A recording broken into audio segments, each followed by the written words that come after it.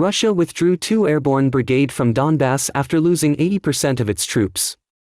During a press conference at the Kyiv Press Center on Monday afternoon, April 17, spokesman for the Ministry of Defense of Ukraine Brigadier General Alexei Hromov said, "Know that Slovakia has handed over all 13 MiG-29 fighter jets to Ukraine."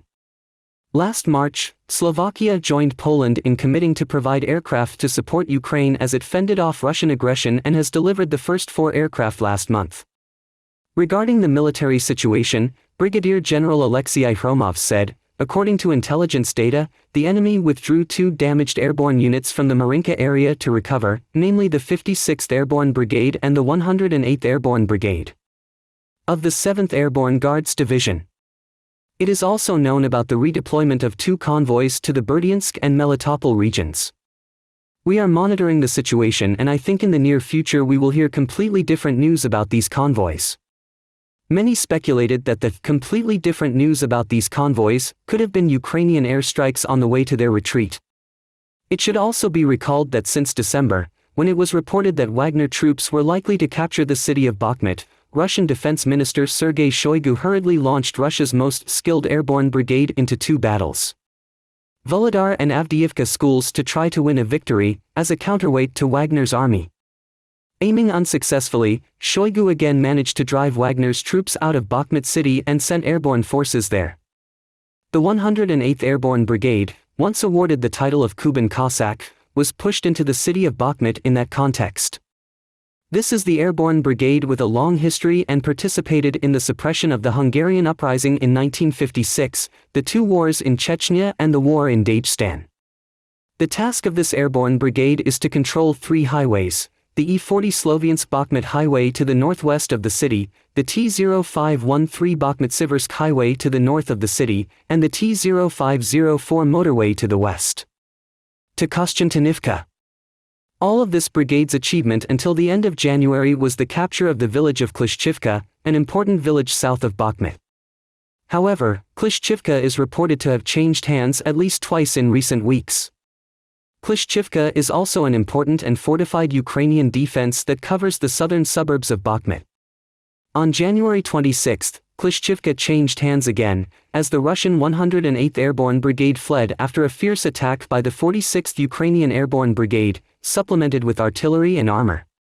This is not the first time Russia's 108th Airborne Brigade has faced defeat.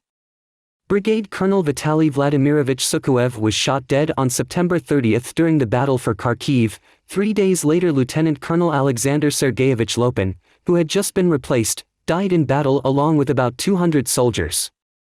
In early April, the remnants of this brigade and the remnants of the 56th Airborne Brigade were sent to support the 42nd and 150th Motorized Rifle Divisions in Marinka. However, according to Brigadier General Alexei Hromov, before the damage was too heavy, and their morale was too low, they were evacuated to Berdyansk and Melitopol in the Zaporizhia region to replenish their troops and wait for replenishment. Brigadier General Alexei Hromov said that in the past 24 hours, 590 Russian soldiers were removed from the battle, along with 3 tanks, 4 armored vehicles, 9 artillery systems, an air defense system and 14 troop and fuel transport vehicles. Weather. Overall, from February 24, 2022 to April 17, 182,660 Russian soldiers were eliminated from the battle. Ukrainian forces also destroyed or captured 3,660 Russian tanks, 7,087 armored vehicles, 2,804 artillery systems, 538 multiple launch missile systems, 285 air defense systems, 308 combat aircraft, 293 aircraft helicopters, 2,347 tactical and operational grade drones, 911 cruise missiles, 18 warships, 5,672 troop and fuel transport vehicles, and 328 specialized equipment units. 2. Russia accused Ukrainian troops of cross-border attacks, causing power outages in many places.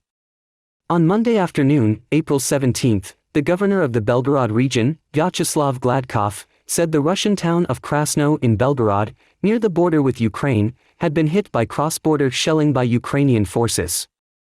According to preliminary information, there are no casualties, he said. However, the power outage occurred over a large area. All emergency and operational services have been mobilized to deal with the aftermath of the shelling. Belgorod means White City currently has 340,000 inhabitants. Ukrainian history books about this city can be traced back to 1237, and always consider it a Ukrainian city. Russia officially occupied the region on November 8, 1917 after the Russian communists seized power. The Nazis occupied the area from October 25, 1941 to February 9, 1943. They returned it to Ukraine. On August 6, 1943, Russia recaptured the city. Igor Girkin, a military blogger and former Russian commander, has predicted that in opening the awaited spring counteroffensive, Ukraine will most likely attack to retake Belgorod as a diversion, prompting Russia must react, panic. Then the Ukrainians will attack somewhere else. 3. Ukraine's foreign minister, Dmytro Kuleba, visits Baghdad on Monday. Ukraine's foreign minister, Dmytro Kuleba, visited Baghdad on Monday, his first trip to Iraq since Russia invaded Ukraine, Agence France-Presse reported. Believe. Kuleba is expected to hold talks with Iraq's Prime Minister, Mohammed Shia al-Sudani, and Foreign Minister Fuad Hussein, the Iraqi minister said in a statement Sunday. Citing Foreign Ministry spokesman Ahmed al-Sahaf, the statement said the sides would discuss advancing bilateral relations, as well as regional and international issues. Sudani received a phone call from the President of Ukraine, Volodymyr Zelensky, less than a week before Kuleba's upcoming visit. According to a statement from Sudani's office, Zelensky expressed his desire to develop relations with Iraq in all areas, and described it as an important and influential country. Iraq maintains good economic relations with both Kyiv and Moscow, and has adopted a neutral stance since Russia invaded Ukraine in February 2022. Fourth, the former Russian commander commented that Putin acted as if he were on the planet of the pink ponies. Newsweek had a report titled "Putin Acts Like He's on Planet of the Pink Ponies." Ex-Russian commander, meaning the former Russian commander, commented that Putin acted as if he were on the planet of pink ponies. Igor Girkin, a military blogger and former Russian commander, predicted a future attack by Ukraine, which he said could bring Russian President Vladimir Putin and his supporters out of the stalemate. On the planet of pink ponies. Girkin's comments were part of an interview posted with English subtitles on Saturday by Twitter account user @thekremlinyap, which posted segments of Russian state television. Putin launched an all-out invasion of Ukraine last February with confidence that his country would win a quick victory over its Eastern European neighbor, but Russia's goals have been thwarted by a stronger-than-expected response from the Ukrainian military, which was largely backed and supported by military aid from the West. Over the past few months, Western nations, including NATO members, have provided Ukraine with advanced military equipment, tanks, and artillery to help prepare the war-torn country to react. Return to Russia in the spring. The ongoing war extends to major Ukrainian cities, including Kyiv, Odessa, Kherson, and Bakhmut, the site of a fierce battle that lasted months. Anticipating Ukraine's next steps, Girkin said that the Ukrainian military could launch a series of diversionary attacks that caused Russia to react, panic. The former Russian commander explained that Ukraine can adopt Russia-provocative tactics such as striking deep inside Russian territories. Ukrainian military is not set out to capture Russian cities like Belgorod. There is a risk that Russian bears will actually stop fighting lazily. He would get angry, jump out of the cave and start fighting like crazy, Girkin said. Belgorod was where Soviet power was established in 1917, but the city was invaded by Germany in April 1918. Later that year, Belgorod became part of Ukraine until it was captured by Soviet troops. Back in 1943. Girkin explained that Ukraine might not need to take Belgorod, but that they could launch an attack there to get Putin and his retinue out of the situation on the planet of the oppressors. Pink pony. But I think they will do some so-called search. They will conduct diversionary operations. They can advance several kilometers, capture some settlements and impose defensive battles on us there. That means our troops will have to knock them out of there. There will be a scandal, shouting, noise, and attention will be drawn to it. And they will deal the main blow somewhere completely different, added the former Russian commander. Girkin, a scathing critic of Putin, has been making assessments of Russia's war in Ukraine since it began more than a year ago. He often pointed out the weaknesses of the Russian army and evaluated the achievements of the Ukrainian army. Last month, he warned that the Kremlin's description of the war puts the Russian military at risk of being seen as criminals, saying that, from a legal point of view, people don't know the so-called special military operation what is special. I just don't know yet. The armies that are fighting now don't have any legal status, he said in a clip on his Telegram social media channel posted on Twitter by Twitter users Natalka and ex-Soviet News. This is why, if this ends in failure, no soldier can say that he just obeyed orders, because from a legal point of view he has no right to obey it. How can a soldier shoot a citizen of an officially sovereign country when no war has been declared? This makes him a criminal, Gherkin added. Newsweek has emailed the Ukrainian Foreign Ministry for comment. 5. Reports suggest that Putin's ally can help with arms transfers to Ukraine. Newsweek has a report titled "Putin Ally May Be Aiding Weapons Transfer to Ukraine" report, which means report shows that Putin's allies can assist in the transfer of weapons to Ukraine. A report released on Friday said leaked U.S. intelligence documents suggest Hungary may have allowed Ukrainian weapons to pass through its airspace.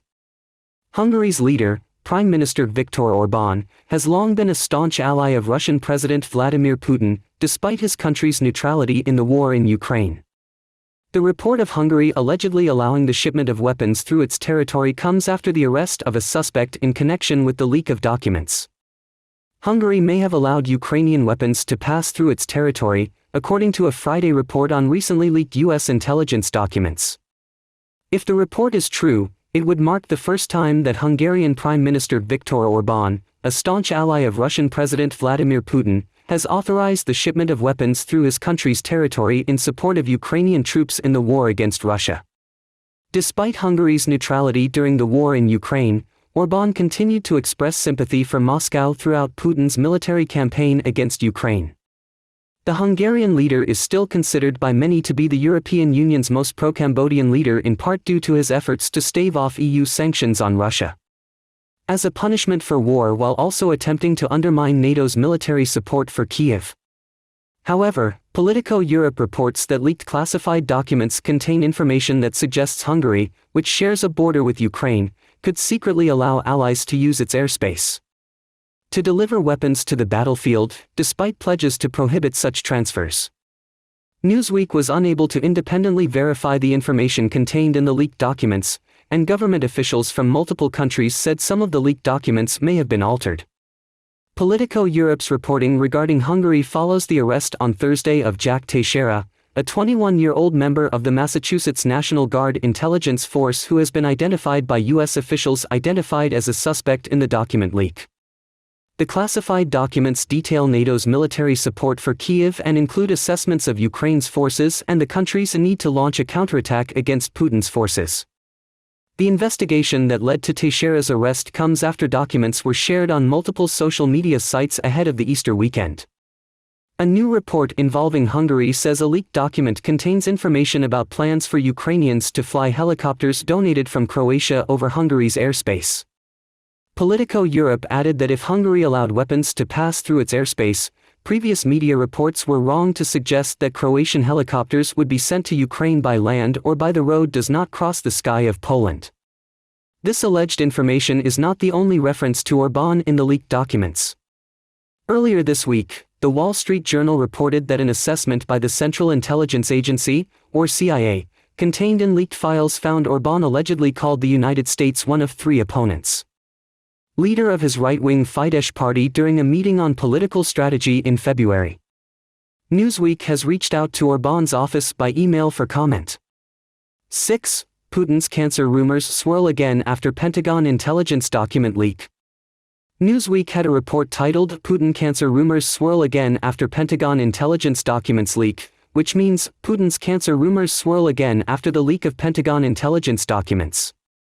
Rumors about the health of Russian President Vladimir Putin have resurfaced after the leak of hundreds of pages of Defense Ministry documents on the war in Ukraine and sensitive national security issues.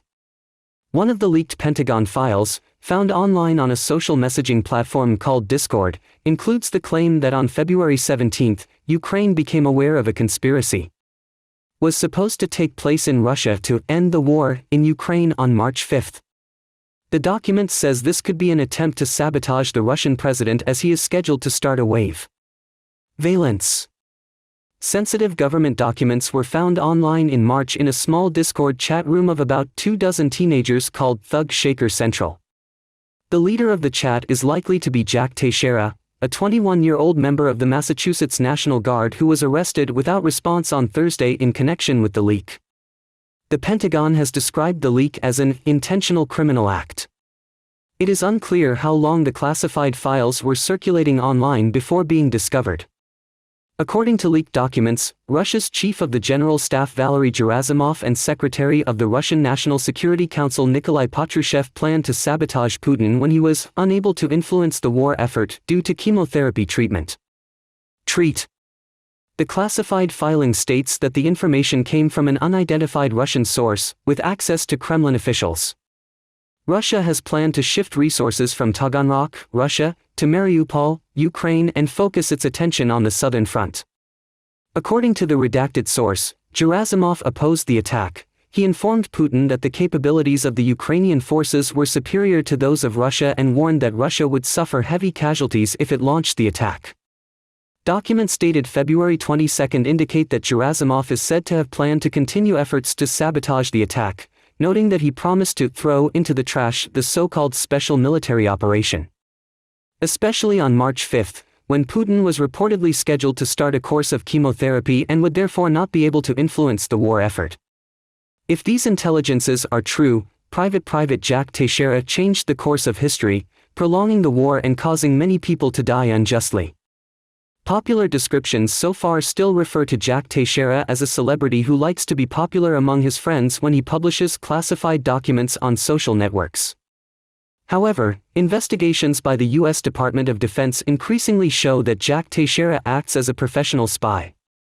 Even his attitude before the court was very professional.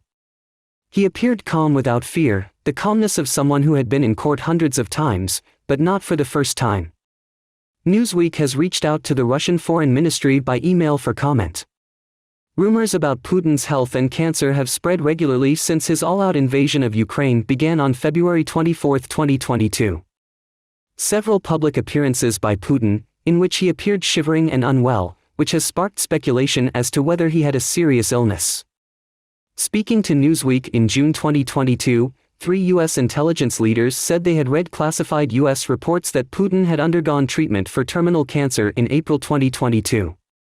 In the same month, Kremlin spokesman Dmitry Peskov denied that the Russian president had undergone surgery for thyroid cancer, saying Putin's health was excellent. 7. The United Nations and a series of countries condemned Putin in the Kara-Murza affair. On Monday morning, April 17, Moscow time, a Russian court sentenced Vladimir Kara-Murza to 25 years in prison for speaking out against the invasion of Ukraine. Of Putin. United Nations Human Rights Chief Volker Turk has called on Moscow to release longtime Kremlin critic Vladimir Kara-Murza, who was sentenced to 25 years in prison by Putin's henchmen for crimes including treason. Turk said, Kara-Murza was tried on charges that appeared to be related to the lawful exercise of her right to freedom of thought, expression and association, including publicity. Criticized the armed attack of the Russian Federation against Ukraine. No one should be deprived of his freedom to exercise his human rights, and I urge the Russian authorities to release him immediately. As long as he continues to be detained, he must be treated with humanity and respect for his dignity. He added that the verdict was another blow to the rule of law and the civic space in Russia. Latvia, one of the Baltic states bordering Russia, has imposed sanctions on 10 Russian officials involved in the conviction of Vladimir Kara-Murza. Foreign Minister Edgars Rinkēvičs said he would lobby the Eurasian Union to impose sanctions. Vladimir Kara-Murza is one of the most prominent politicians of the Russian opposition, a human rights activist, a close associate of opposition figure Boris Nemtsov, who was killed in 2015, and is a longtime critic of the Russian ruling regime. He is a supporter of the application of the Magnitsky List. This politician actively opposes Russia's aggression towards Ukraine. Latvia's foreign minister described the charges against him as absurd, adding, I condemn this unjust and harsh sentence against a prominent Russian opposition politician brought by a Russian court. Out today. I have decided to impose a travel ban on 10 Russian individuals who are complicit in this spoofing case. I also call on the Eurasian Union to impose similar sanctions. The judge in the case, Sergei Podoprigorov, was declared sanctioned by the British, US and Canadian governments. Norway's foreign ministry added to its chorus of condemnation of Russia's justice system by criticizing the sentencing of Kremlin critic Vladimir Kara-Murza. Reuters reported that Norway's foreign minister, Anniken Huitfeldt, said in a statement, "This is a harsh and deeply alarming sentence to the exercise of the right to freedom of expression." On Thursday, Norway said it would expel 15 Russian embassy officials it said were spies. Svetlana Tsikhanouskaya, exiled Belarusian opposition leader, condemned the sentence against Vladimir Kara-Murza, described him as a friend and called for his release. Tsikhanouskaya says, "He is a brave and intelligent voice of reason opposing Putin's inhuman regime and aggression against Ukraine. This verdict is another mockery of justice." In London, the British government summoned the Russian ambassador over the Kara-Murza sentence. The British government on Monday summoned the Russian ambassador to clarify the ruling, which it described as a politically motivated sentence against outspoken Kremlin critic Vladimir Kara-Murza. Dual British and Russian citizenship. Kara-Murza has spent years speaking out against Putin and lobbying Western governments to impose sanctions on Russia and Russian individuals for human rights abuses. He was sentenced to 25 years in prison by a Moscow court on Monday after the court found him guilty of treason and other charges he denies. Russia's lack of commitment to protecting basic human rights, including freedom of expression, is alarming, British Foreign Secretary James Cleverly said. "We continue to call on Russia to comply with its international obligations, including Vladimir Kara-Murza's right to appropriate health care." The UK has punished the judge presiding over the trial for his involvement in previous human rights abuses, and said it would consider further measures to prosecute those involved in the detention and mistreatment Kara-Murza. 8. Russian Defense Minister Sergei Shoigu on Monday read a report to President Vladimir Putin about the exercises conducted by the country's Pacific Fleet.